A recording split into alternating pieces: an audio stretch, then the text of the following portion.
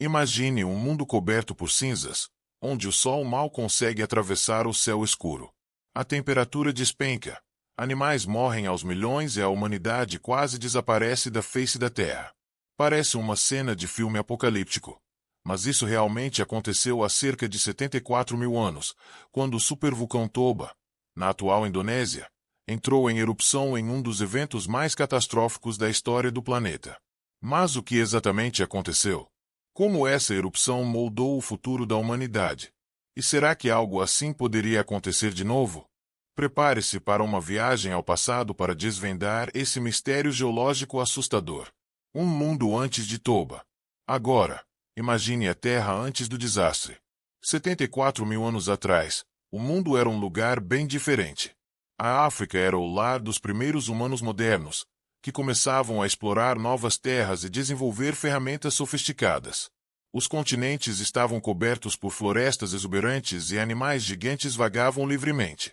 Nossos ancestrais viviam da caça e da coleta, formando pequenos grupos nômades que, sem saber, estavam prestes a enfrentar o maior desafio de sua existência. A humanidade era frágil, sem tecnologia avançada, sem proteção contra os caprichos da natureza. E então, o inevitável aconteceu. A erupção de Toba, uma catástrofe de proporções épicas. O supervulcão Toba despertou, e o que veio a seguir foi simplesmente apocalíptico. Imagine uma explosão tão intensa que o estrondo pôde ser ouvido a milhares de quilômetros de distância. A terra tremeu, rios evaporaram instantaneamente e um gigantesco cogumelo de cinzas foi lançado na atmosfera. Estima-se que essa erupção tenha sido milhares de vezes mais poderosa que a do Monte Santa Helena, em 1980, ou até mesmo do Krakatoa, em 1883. O resultado? Cinzas cobriram áreas imensas do Sudeste Asiático, o céu ficou escuro por anos e o planeta mergulhou em um inverno vulcânico sem precedentes. O impacto na humanidade? Um evento de quase extinção. Os efeitos dessa erupção foram devastadores. As temperaturas caíram drasticamente, levando à morte de plantas e animais. Para os primeiros humanos, isso significava fome, migração forçada e um desafio quase impossível de superar. Cientistas acreditam que a população humana pode ter sido reduzida para menos de 10 mil indivíduos, alguns estimam até 3 mil. Isso é menos do que muitas cidades pequenas hoje. Esse fenômeno é chamado de gargalo genético, um evento que pode ser identificado no DNA humano moderno, sugerindo que todos nós descendemos de um grupo extremamente reduzido de sobreviventes desse período sombrio. Lições de Toba, um aviso para o futuro. Mas e se algo assim acontecesse hoje?